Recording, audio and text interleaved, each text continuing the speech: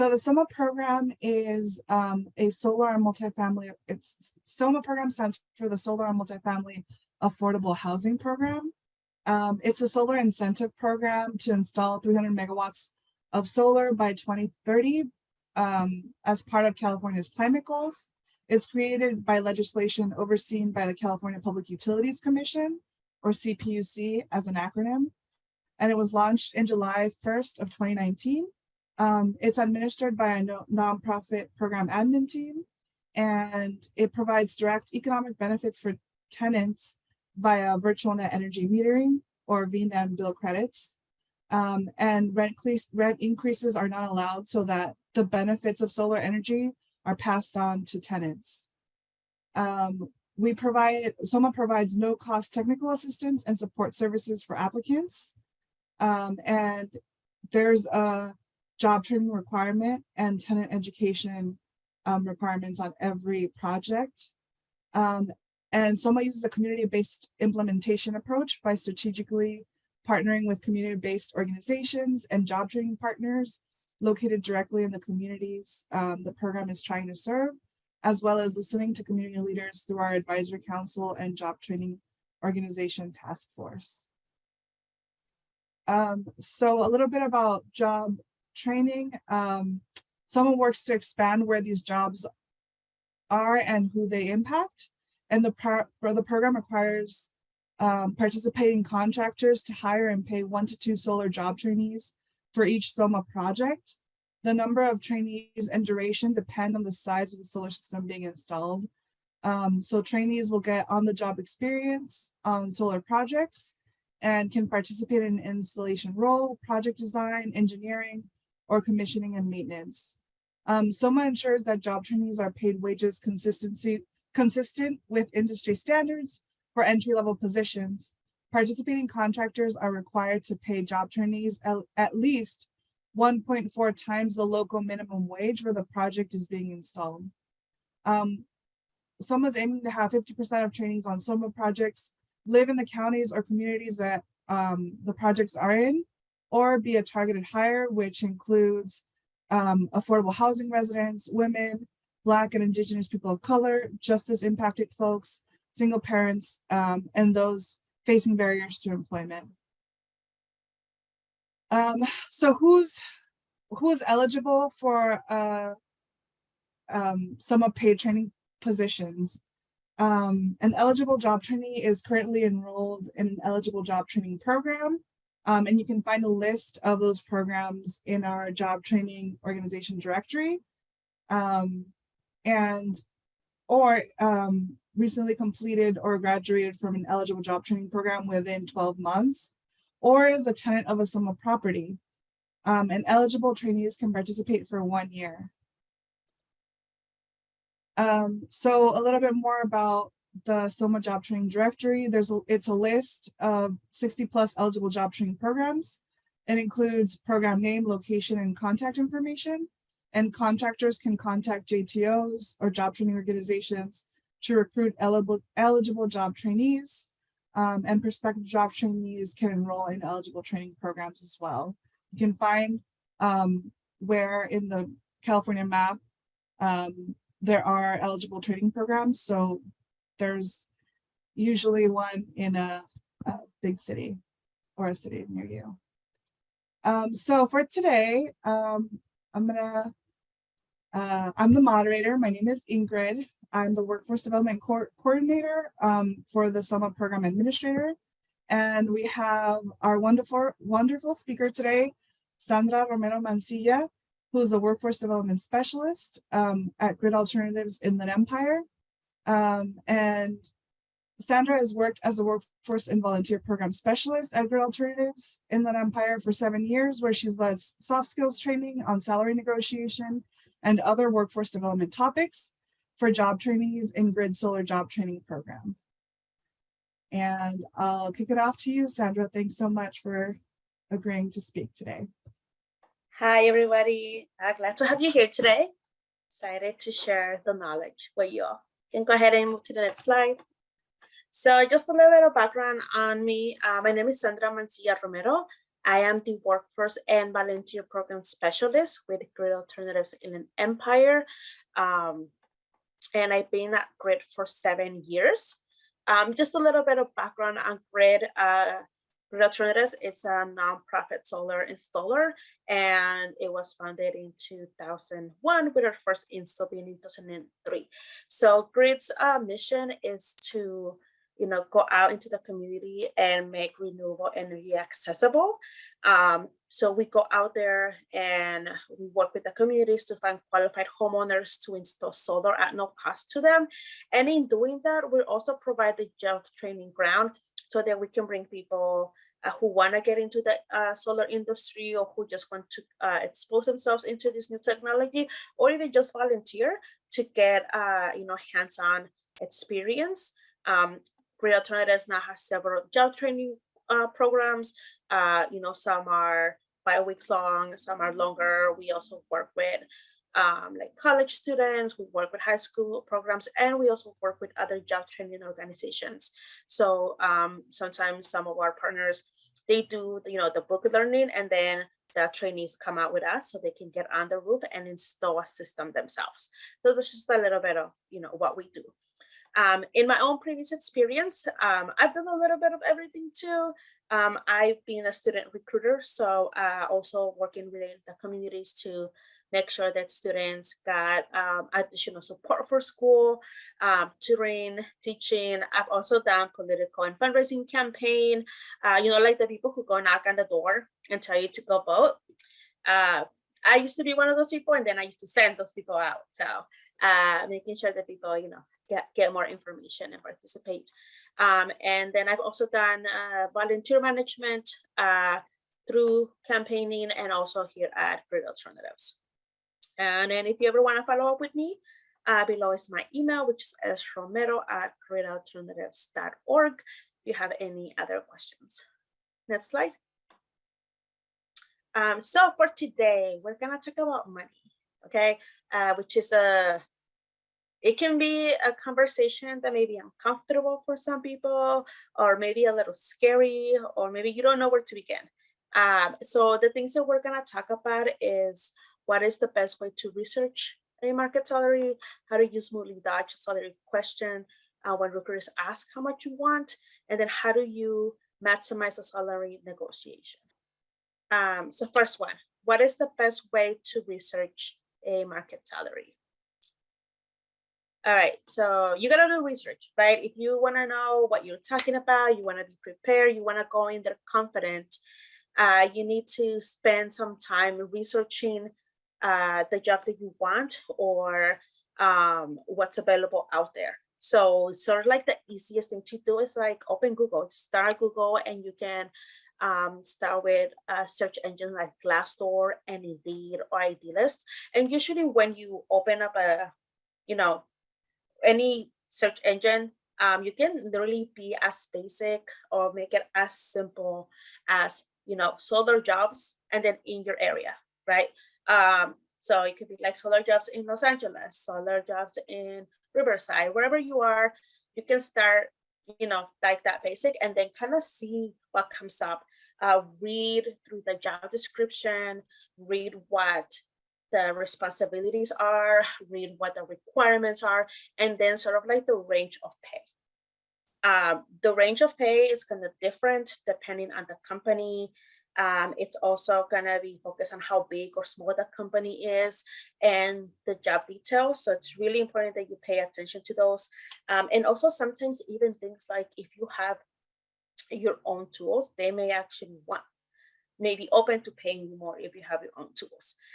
Additionally, there are other resources that are a lot more focused on renewable energy and solar. For example, we have the Green GLA Solar Handbook, which focuses mostly like in the LA region, but it kind of gives you an idea of what sort of like some of the jobs are. There's also the Center of Excellence for Labor Market Research, or CEO for California. There's the Interstate Renewable Energy Council, IREC, and that it gives you national information. Also the Solar Job Census and the career maps there's two career maps. There's like a solar career map and then a green building map if you want to kind of move outside of just solar. And all of these resources, what they're doing is they're gonna give you an idea of a range, right? So you want to have a range of where, the type of job you want, and then where you are yourself with the skills. Now, something to keep in mind that's really important, okay, is paying attention where those jobs are. Jobs change, or the pay in jobs change when you go just from city to city, county to county, because often it's based on the cost of living. Also, as time goes on, with inflation, it's wages are gonna go up, things like minimum wage goes up, so it kind of makes everything go up a little bit. So always make sure that when you are looking at documents, especially something that's a PDF, that you look when it was last updated, so that you know that you have the most current information that's available to you. So this is the part where it's gonna take the most amount of your time, but it is so worth it, so that you know where you fall when it comes to pay, based on the skills that you have. Also, it's also good to compare salaries, right? So kind of like the easiest thing to start with is like the current job that you have, and then compare it to the job that you're applying for, or the type of job that you want. That way you can kind of see what things are different, what things are the same. And something that you want to focus on, right? Like, you're not always going to fit a job description like 100%, just because every job is a little bit different and companies are a little bit different. You want to focus on your transferable skills, right? Like how many, even if you see a job, right, and you're like, well, I don't know how to do everything in this job description, but the skills that you have right now, can you transfer them over? Do you have the skills to learn these new skills that they're requirement?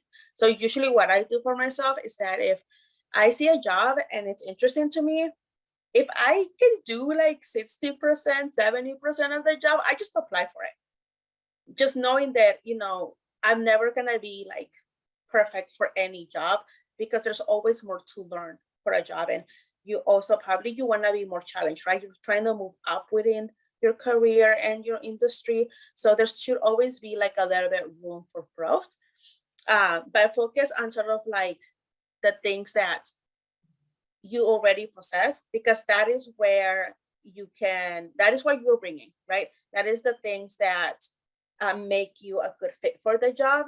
And then even if there's a gap there, you can go in there and be like, I can learn, right? I know I have the skills to get this job. So that still makes you a good candidate. It's not always about having every single skill on a job description. It's about being able to learn those skills, or have the foundation to learn those skills. And knowing that, it's going to help you figure out kind of how much of a range you want to negotiate when it comes to job, or like with the type of jobs that you want to go for. So knowing where you stand is really, really important. So, look at the job that you have now. Do you want to get a similar job, but just with a different company? Do you want to move to a higher level job? And like, how much do you need to learn? Are you ready?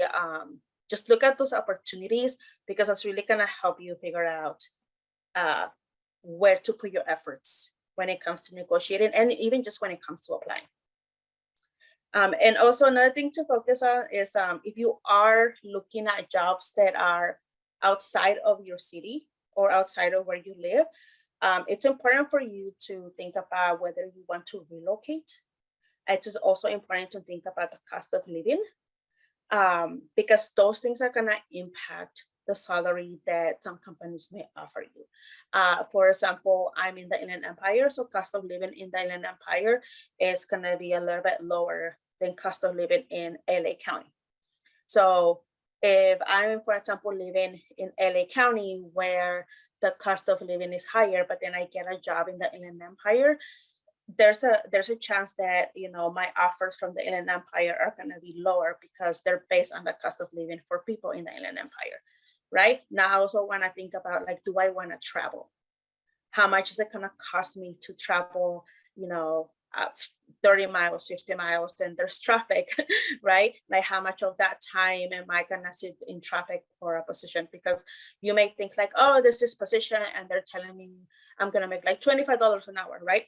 But gas is really expensive, right? And then you're taking your time. If you're traveling like 2 hours to get to your job, and then you're driving like 30, 40 miles to get to your job, like if you subtract that, is $25. It is this higher paying job that's far away worth it, or maybe a job that's closer, maybe they're only giving you like $22 an hour. But if it's closer and you're not spending as much time traveling, you're not spending as much time in gas, like maybe that's a better fit for you because you end up keeping more of that money. Okay, so a lot of little things here that you need to do when it comes to comparing jobs, and taking into consideration how much it's also going to cost you to get to your job.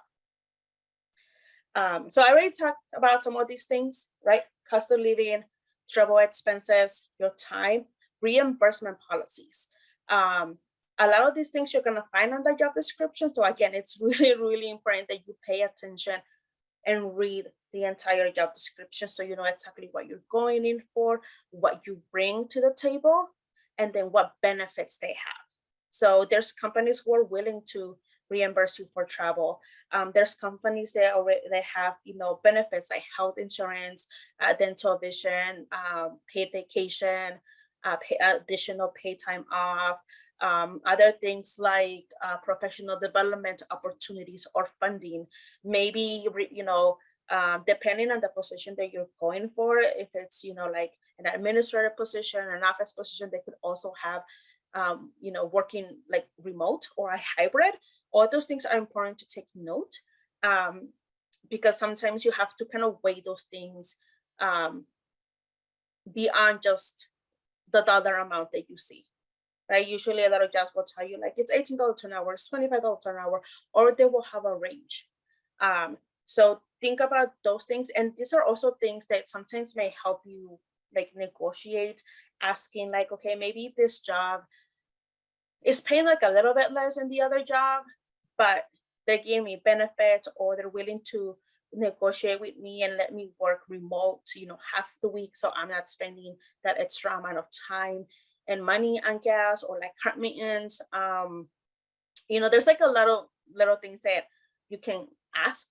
If they have it, that may make you think better whether this, position A is a better fit for you, even though it's maybe a slightly less paying, or maybe you do just want a higher paying job because maybe you have a partner and you have like life insurance through your partner, and you have two incomes, and all of those things come into play. So whatever works for you or is the best option for you, make sure you're considering all of your options.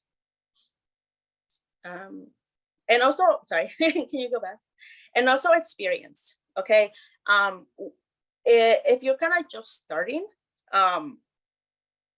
you may get feedback like, well, you don't have enough experience. You need to learn how to do more.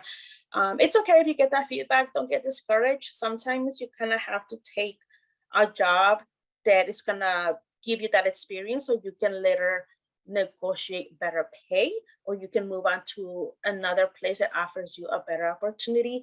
So, it's totally understandable if like, this is the job that I need to get now. And I'm going to be here for 1 year so that I can get the experience, get really good at it. So the next job that I apply for is that manager position. It's that lead position. Okay. So, if you're just starting new, you also want to look at a company that's gonna give you the opportunity for growth. So I've definitely taken jobs when I started out of college. I took jobs that I never thought I would be doing. I'd be like, yeah, sure, because I needed that experience. And after like a couple years, it went from me, saying yes to almost anything to me turning jobs down because I already had experience. So it was better for me to, I could make a better decision of where I wanted to work versus just having a job that's going to pay the bills. Next slide. Okay, so now we're going to talk about how to smoothly avoid a salary question when recruiters ask you how much you want to make. So next slide. So first of all, don't ignore that question. Don't avoid the question. I know it can be a little bit awkward, right? Because you're talking about money, and sometimes money makes people uncomfortable. But don't avoid it. If you do your research, if you know what the pay range is for that job that you want in that city or that county, you can come in and you can have this discussion prepared. Okay. So, and it's okay to bring notes. Okay. Now, I'm not gonna tell you like don't bring like a book of notes, but it's okay to bring notes and to have questions that are ahead of you if it's gonna make that conversation be easier. Okay. Also, again, refer back to the job description. Sometimes when we're interviewing, like I've gotten questions of people like, well, I don't really know what the job is, or I don't really understand what it is, or what am I doing? And sometimes when you ask a lot of questions like that, it comes off as you not being prepared, and it kind of makes like, I don't know, like, do I really want to negotiate with this person, right? So it's really important that you come prepared, and you kind of know your range of what you want to work with. And if it doesn't state, sometimes job descriptions don't say how much they're gonna pay. It's okay. Ask. You should ask. What they're asking you to do a job. It is completely okay, and acceptable for you to ask, like, hey, what is the compensation, or what is the range of compensation for this position, right? So you want to ask, are you working hourly? Is this a salary position? Is there a range so that you know what you're working with? If there's not a range, then you did your research, right?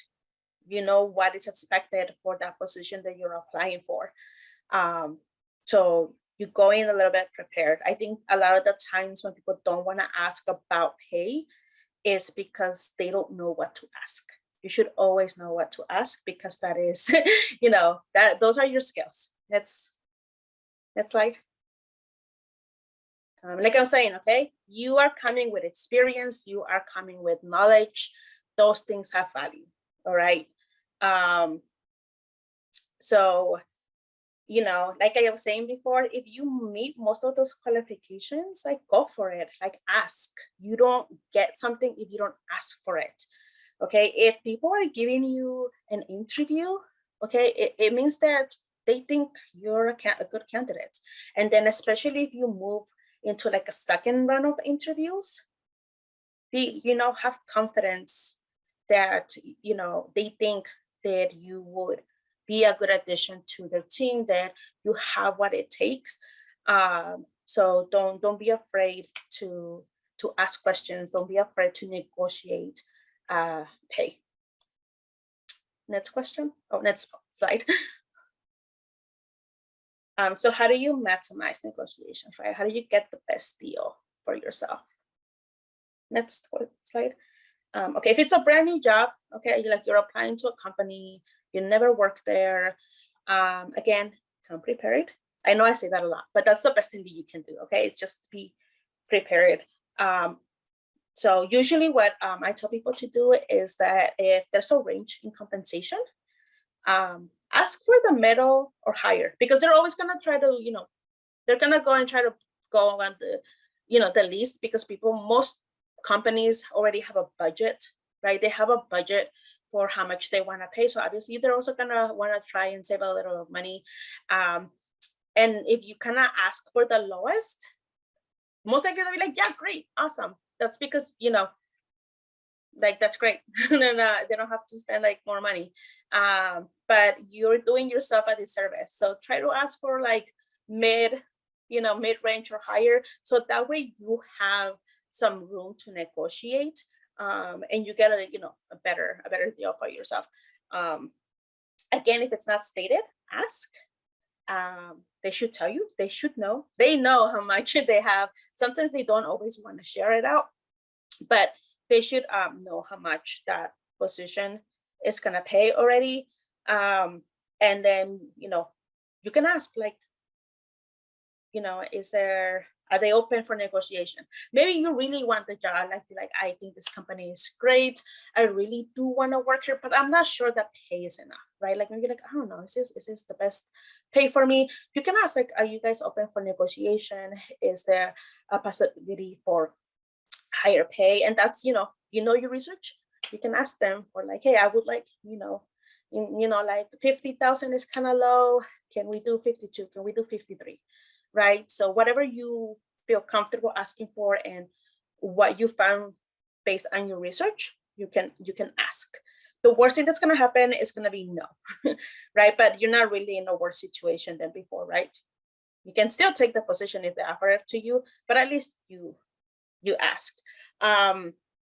If they can't give you more money, this is when you can ask for other benefits, like if it's not already stated, or you can clarify like, okay, well, what additional benefits are there for working in this company? Is there professional development funding? Can I cross train so that I can learn other skills? Like, I want to get a job installing, and I love doing this, but I want to learn how to design because eventually I want to be part of the design team. Would I have the opportunity to design, right? To learn that skill? Do you guys have, how many vacation days do you have? Just like all of these other things, because sometimes those things might be worth sort of like that pay, but honestly, that's gonna come down to you. But go ahead and ask those questions. Clarify exactly what it is that you're getting. Like, you're not there for free, right? Like, you're not just working. I'm sure you applying for a job, you want a job, and it might be like an industry that you love, but again, your skills and your time have value, so you're just trying to get that value for yourself. And also, you don't have to take the job. You're probably applying for more than just one job, right? If you have other opportunities, you don't have to take that job. And if you're not sure, you can ask the people that you're interviewing, like, if they do make you an offer, right? You have to wait for an offer first, though, okay? So you get an offer, you can be like, when do I have to give you an answer? How much can I think about this? You can also, if you're really like confident, you're really, you're good at this, you can even ask like, I've interviewed in a few other places, and I'm also waiting to hear back so that I know which one is the best fit for me in my current situation.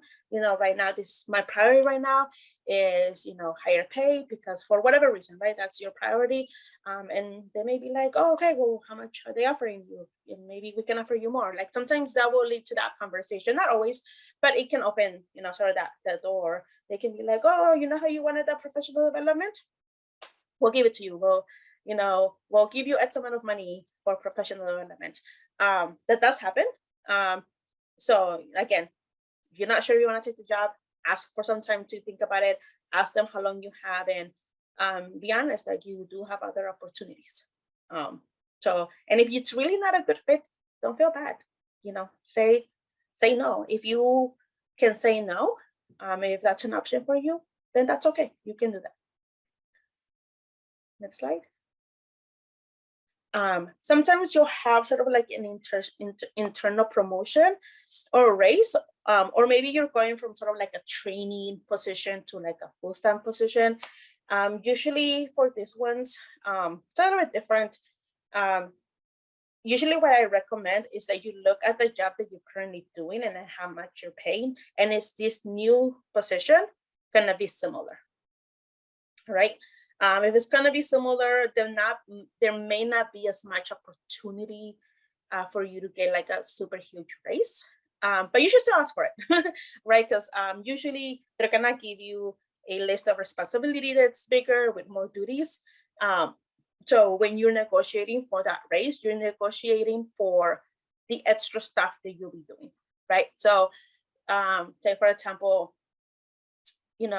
I'm just a volunteer coordinator, and they're like, oh, great, Sandra, like, we want to hire you full time, and we want you to be, like the workforce coordinator. And I'll be like, okay, well, what does that mean? What does that entitle?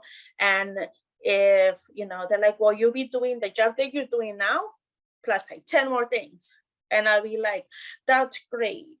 So instead of, and then I'll ask, well, how much is this new position? And say I'm making $18 an hour, and they're like, well, we're gonna give you like $19 an hour. I could be like, oh, I don't know. I don't think, you're asking me to take this whole other roles and responsibilities. Now it's gonna take me more time. You're adding more to my plate. Is 21 doable? And maybe we'll negotiate and I still end up at 20, but that's still more than 19, right? So when you're moving to a job that's similar, you kind of want to look at the difference and the additional responsibilities you're taking on. And that's where you want to negotiate. Okay, obviously, the more that you're taking on, you can argue, right? You can negotiate and ask for more pay. But do know that, again, every job is being usually budgeted for. So if they do have some wiggle room, also be considerate that it's not, that it doesn't have like a top, right? Like they still have to stay within their own budget. So what you don't want to do is that you don't want to be like, oh, I want to go from $18 to $30 an hour, because that's not going to come off well for you either, right? They're going to be like, oh, you're just here for the money, you're not here for the company. So also be mindful of how much you're asking for. And if it's a new position, I think sometimes that's a little bit hard because you may wonder, oh, this is a brand new position. I don't know how to do this. This is a lot.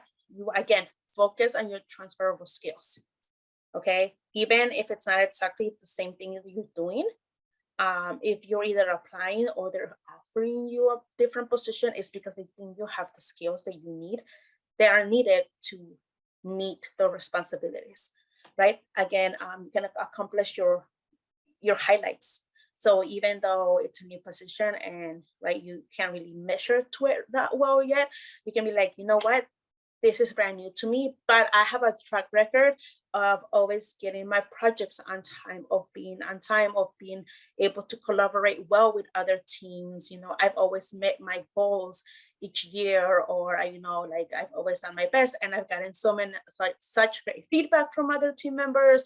And I got, even if you got an award, like bring it up so that you can let them know, like, maybe I don't know everything about this new job, but I have all the skills and I have all the determination to get it done, and it's worth, more pay.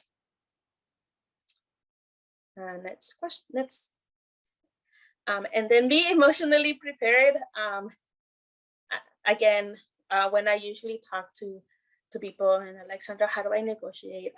A lot of times they're just scared, right? It's like, oh, I don't want to ask. What if they say no? What if they don't take me seriously?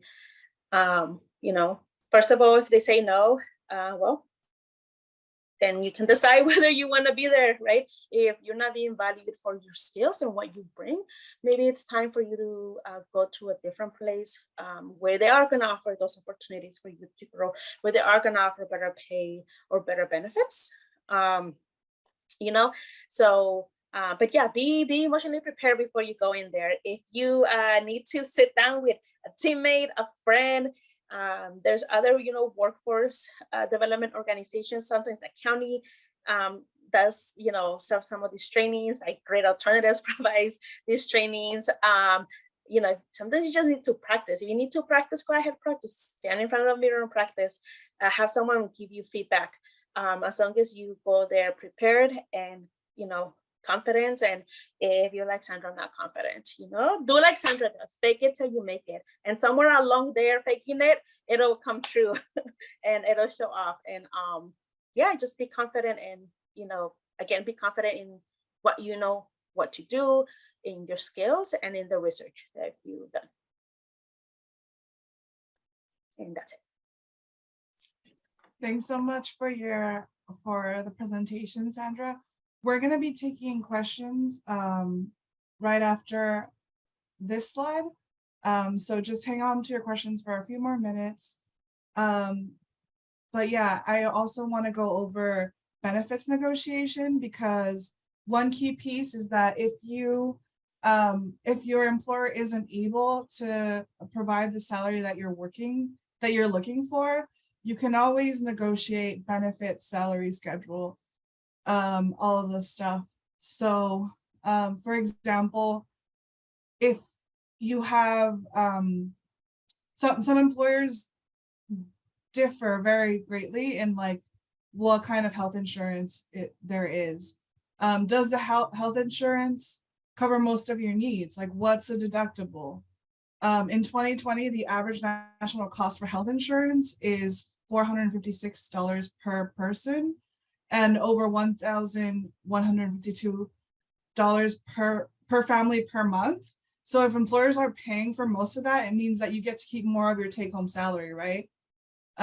So two jobs that have like different pay, but have very different benefits can kind of equal each other out. There's also PTO or vacation. Like if employers can't offer you your desired salary, you can ask about schedule flexibility. There are people that run out of sick days and have to use their vacation time. And in 2021, more than 1/3 of private industry workers received 10 to 14 days of paid vacation after 1 year of service.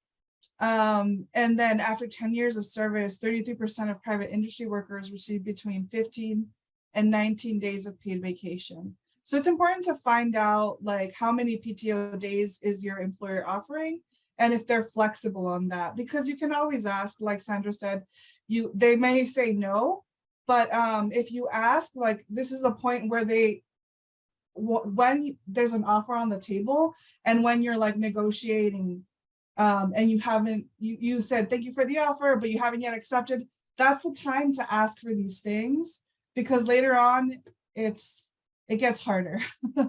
There's still room for negotiating salary during, like after a year of service and during your employment evaluations, but it gets really hard. And when you start out, that's your starting point. So it makes a big difference if you start out with, $10,000 more, because then when they're doing a cost of living adjustment or a raise, it's 2% on that. So those are some things to keep in mind. Another thing to keep in mind is location or remote like modality. If it's a sales or PV position, especially, like typically installation positions are more strict because installations happen on the job site. So there's a business need there, but I know installers who work remote 1 day per week. So is that something that, they're open to? And I know PV designers and salespeople that are able to work remotely every work day because they do most of their work on the computer or in the community, and employers are more flexible since the pandemic. So leverage those things if that is the position that you're going for. Mileage reimbursement is a big one too. If employers agree to pay for your mileage, then it could save you a lot of money. The national average commute is 26 minutes, so it's about 53 minutes every day. So yeah, if they're paying for that, it's a huge difference, right? Yeah, and scheduling flexibility and working conditions. Can you there are some employers, solar companies that will borrow folks' vans to take home. It's not common, but or I don't think most of them do it, but if you're using the work van to go home, you're again not spending on your commute. So our next slide is Q&A session. So we have some questions in the Q&A session. I'm going to be moderating the Q&A section. Just type your questions in the Q&A box or raise your hand and come off mute to ask questions. And then you can tell me if it's a question for Soma, it will be me. And if it's a question for salary negotiation, I'll tag team with Sandra. How about that? So we have the first question in the Q&A function and the Q&A box from Carlos Rios. Do you guys provide with jobs after graduation from, is it East LA Skill Center, solar and thermal energy? And I believe they are a eligible job training organization, but I don't know, Stacy, if you had more info on that. Yeah, absolutely. So Carlos, you can definitely apply for our paid solar job training opportunities. If you live in the Los Angeles area, we have lots of opportunities coming down the pipeline there. We usually work directly with the instructors. So if Mr. Calderon is still there, we work directly with him to get you all connected, but you can also sign up for SOMA's job database.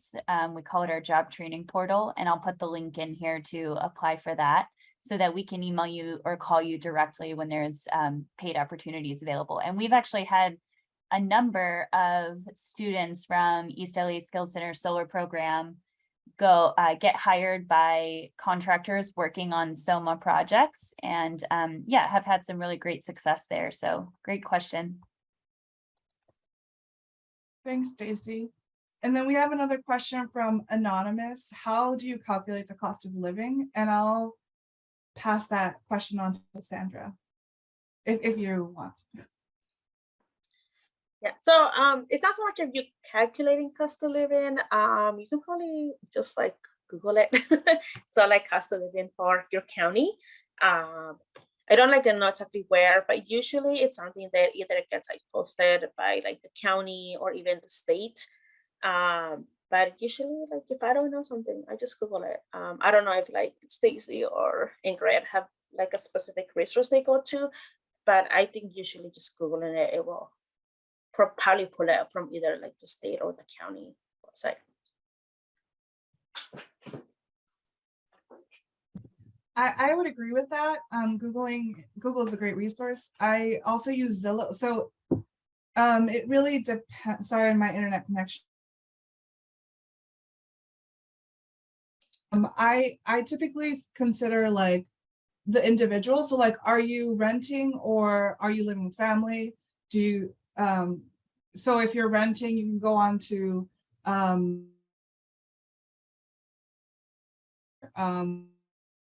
average price, but you can also like look up apartment complexes in the area and do that. But it gets tricky because cost of living is really personal, and some people have more expenses than others. So I would look at your own individual budget and see what you need. Like, do you have kids? Is it just you? How much do you spend on food per month? How much do you spend on utilities per month? How much do you spend on rent per month? Add all that up and then find out what kind of salary you want based on that. So I guess it's more of it depends. That answer depends on what you need specifically. And we have another question from Walter. I have a question specific to SOMA program. How do I apply for the SOMA paid training position? And how can contractors find me? Great question. So I'm going to chat our job training intake form, and I'm also going to show you how to get there. So if you click on the link that I chatted to everyone, you'll find the job training intake form. It's just the application for you to go into our system. It asks you your contact information. And a really cool thing about this application is that you can directly upload your resume. A lot of solar employers are looking for a resume. If you need help with your resume, please reach out to workforce@calsoma.org, and we will do our best to assist you with a resume. But yeah, you can fill out everything, upload your resume, and then click submit form. And then once you submit form, you can log in and actually search for open positions on the portal. And if you have any questions on the portal, reach out to workforce@calsoma.org, and we can walk you through how to use it. Great questions. We have a question from Manuel Torres. Would it be okay or smart to bring up an interview in an interview the pay rate of other companies as a comparison? Sandra, I'll kick off that question to you first. I think it depends how you ask it, but I would say wait until you get an offer. I think, for example, if you want to clarify how much they're paying for that position, you can, be like, hey, I just want to clarify based on the job description, this is the range or how much you guys are paying. And you can ask like, oh, would there be room for negotiation? But if it's like your first interview, and you haven't made an offer, like I wouldn't bring it up, right? Because you don't know yet if they want to make you an offer. And if you're just kind of like, well, you only want to give like $20, and like the other company is gonna give you 30, right? Like they may just be like, okay, well then go over there, right? Like they're not gonna tell you that, but they might think something like that. So I would probably wait before until they make you an offer. And again, you're gonna fall back on your skill, right? So it's not just about how much a job, like the range of someone that job is paying for, like in your area or where you're applying for. It's also about your skill. So like if you're gonna ask for more, you also have to be very conscious of what you're bringing to the table. And sometimes it is possible to even be like overqualified for a job or a little bit on par to it. But I would probably wait until you get an offer, and then ask like, hey, like what is the pay, or confirm what the pay is, and then ask like, oh, is there room for negotiation? And that's when you can come in like, hey, can I have some time to think about it? I am waiting to hear from another company, and to see, I want to go with the company that is going to be a best fit for me. Pay is an important factor to me. And they may even ask you, how much are they paying? But I would just be careful when you bring that up. And I would wait until they make an offer. Yeah, I completely agree with that. Wait until an offer is made and then focus on your skills rather than like another company. But it's good to know that another company is offering that, because I think that gives you more confidence. Like, hey, there's like plenty of companies out there. So, if it doesn't work out with this one, I can go somewhere else. And it helps negotiating if you have several offers on the table. I found that it helps with confidence a lot. Because, and then also just like knowing that you can walk away from an opportunity, that you're not desperate, makes a big difference in the tone and the way that you negotiate.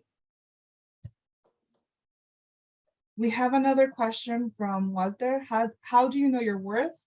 Am I better off going above the market price? How do you get the courage to negotiate salary and benefits? I feel like I can do the job, but the experience can sometimes deter me. Are there any interview indicators that should raise red flags during a negotiation? Okay, so I'm gonna go ahead by one question. So how do you know your worth? Okay, this is what I do, and this is what works for me, because there's a lot of nuance to some of these things, and I like to have things tangible, right? Even though it's a little hard. So what I do is that, for example, I will take my current job description, and if you don't have one, if you do have a job right now, you can ask for like, what is, or write down the things that you do, right? Write down all the things that you're responsible for doing, and then compare that to the job that you're applying for. And what I like to do is that I will check off, like I will compare and check off the things in this new job that I'm already doing. So I can visually see how much I'm already of that doing, right? And then, if it's like, okay, like this new job, like I already do like 70% of this job, like I already know, whoa, that helps with confidence, right? Like they're gonna spend less time on me training. I can probably like learn faster. That means I have transferable skills. So that's how I kind of figure out like my worth. And then that means that I'm like, okay, if I know how to do 70% of the job and I only need to learn how to do 30% of the job now, then I'm gonna maybe aim like a little bit higher when they're asking me for pay, if their range, right? I'm gonna look at their range. And here's another thing: if they have a range, work within that range. Even if you're asking the top of that range, but I would not go over that range, just because like they don't know you yet, right? So they're gonna hire you based on your experience, and you're negotiating your pay based on your experience, and so are they. Right? So if you don't like check every like single check mark on that list of requirements and skills that you need, like, can you really ask for more than what the range is, right? So I cannot try to match the skills that I have, what I know, to the job there, the job that I'm applying for. And obviously, like, the more that I know, the more that I ask. And you can judge yourself how much, if I like, I can do 70% and the rate is $20 to $30 an hour, I'm like, I'm gonna ask for 28. Why not? So, so that's the first question there. How do you get the courage to negotiate salary and benefits? Honestly, like, I wasn't kidding when I was saying, like, so you make it, like, the first few times I tried it, I was like very nervous. But then, like, think about your, like, the things that you have to pay, right? So you are spending 40 hours or potentially more in that job. That is like over half your week. So you're spending a lot of time there. You're giving a lot of your effort. You're bringing on skills. You should be paid equitably, right? Because then, when you go home, what time, like, if you say it is a job, say it's a regular, like, office hour job, right? So 9 to 5, and then it takes you like an hour, 30 minutes to an hour to get home, and then you're cooking dinner. And then if you have little ones at home, you're taking care of them, you're putting things to bed. So, like, sorry, like 11, and you're like, I'm done, and, like, I didn't have time for myself, right? And then you only get weekends to do a bunch of other stuff. So, if you don't feel like you have the courage, I at least feel that, like, you owe it to yourself that if you're working and you're giving it your all, that you should be compensated and you should be able to pay for your rent, your bills, provide yourself or your family, with your meet your needs. So, like, it does take courage and it does take practice, and not every conversation is gonna always work out the best, and it's gonna feel awkward, but that's okay. All you can really do is, like, be prepared and try, and the more you do it, the easier it's gonna be. So just remember, like, you have to pay your bills. You also have skills that are worth the pay, and that's why you're applying for that job, right? You wouldn't apply for a job if you didn't have any relevancy to it, right? Because, like, they'll be like, why are you applying? You might be like, why am I applying? And you are bringing something to the table. And if they're interviewing you, it's because they think you're bringing something to the table. So have confidence in that out of all the applicants that submitted, like, they chose you to have that interview or that conversation with. And like I said, experience, like, you also learn. You're also there to learn. Okay. Like I said, no one job is always going to be, like, perfect. But if you have the skills for it, like, go for it. I mean, honestly, like, what do you have to lose, right? And just, I don't know. I always tell people, if you can do, like, over half of the job, just go for it. You're already, like, halfway there. And then red flags when you're interviewing. Yes. Okay. So sometimes if they're not being very, like, clear about what the job is, or they're not, how do I say this? There's evading questions. So again, if you're interviewing, it's okay for you to ask questions. Okay. It's okay to ask questions about, do they like the job? What, if the job description is vague, what does, ask them to give you an example of what you'll be doing. If the pay is not stated and you ask them and they can't give you a range or an idea, I would consider those red flags, because maybe they don't really have the funding to pay for what the job is worth. So yeah, so usually if people are avoiding my questions, or they're giving me sort of like an answer without giving me an answer, and or kind of like I like to ask, what's your favorite thing about working here? And if they kind of can't really think of something, that also just gives me an idea that maybe that's not the best environment to work in. So I'll just be like, I don't want to work here. Like, if you can't tell me one thing that you're passionate about your job or the place that you work, then you don't want to be here, then maybe I don't want to be here either. So I would consider those red flags. Yeah, thanks for that answer. And then we have another question from Anonymous. If offered a promotion, how would I figure out how much the extra work would be worth? For example, 5 new tasks is an additional $2 per hour. I don't, honestly, I'm gonna be honest with you. I don't know if you can really like do that. Okay, so usually say you're already working for the company, usually if you get a raise, it's usually a percentage, right? So it could be like, oh, like, you know, you're eligible at the end of the year, and after your evaluation, you're eligible to up to a 5% raise, right? So a 5% raise can be usually of your salary, okay? So 5% of what you're currently making. Of your, like, if you're hourly, of like your hourly rate, that honestly, sorry for my dogs, that's honestly gonna be about $1.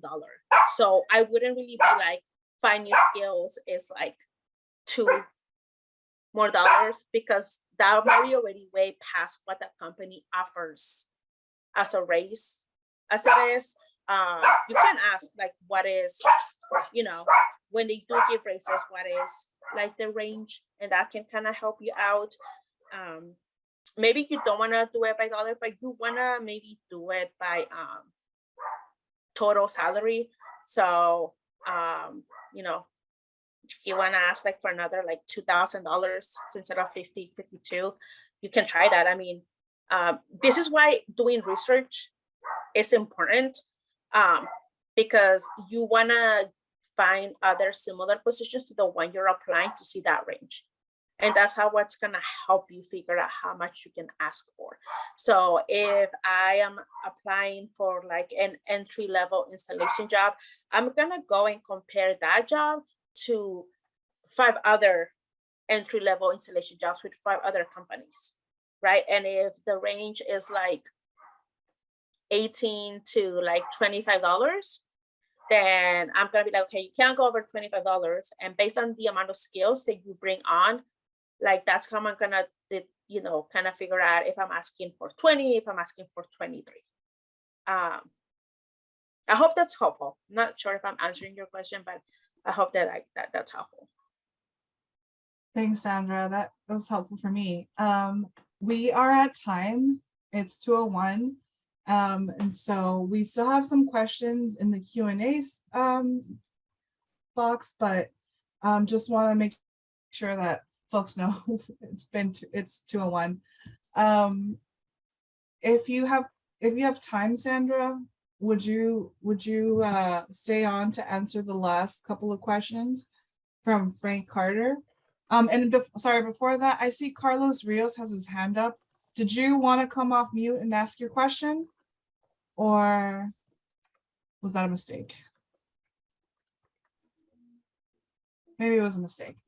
Frank asks, do you think that if a company sees you progressing and becoming better as an installer, or in general just ascending, will they automatically just give you more accurate pay without you having to ask? It depends on the company. Oh, yeah, it depends on the company. So it depends on where you're working from. So that's why doing research on the company is also important, and knowing the culture. And it's something that you can ask when you are interviewing, like what kind of growth opportunities are here. And it's also, you know, a lot of the companies have ratings, and you can read through those and get a little bit of a sense of, you know, if everyone's having like bad experiences and like there's a bunch of people saying like don't work here, they're probably not gonna just be like, hey, you're doing great, let me pay you more. But if it's a company where training is important or growth is important, then it may not necessarily be like we're gonna pay you more, but they may come up to you and be like, hey, we know that you're doing really well, and we have an opening coming up, or we're hiring for leads, we're hiring for managers, and we would like for you to apply for that position. Or we would like to give you a promotion. So it is possible, but you need to know what kind of company it is first. So I wouldn't expect it, but it may happen. Thank you. And thanks so much for the Q&A session. That's all the time we have, folks. We have some survey questions for you. Please rate this webinar on a scale of 1 to 5. The survey will should open in a browser right after this webinar, and we really take into consideration your feedback for future programming. So please fill out that survey and let us know. And we'd also like to know which topic you would like someone to present on next. So thanks again for joining. Thank you so much, Sandra, for presenting. That was a great presentation. And thank you, East LA Skills Center, for joining our webinar, and everyone else who joined. Take care, everyone.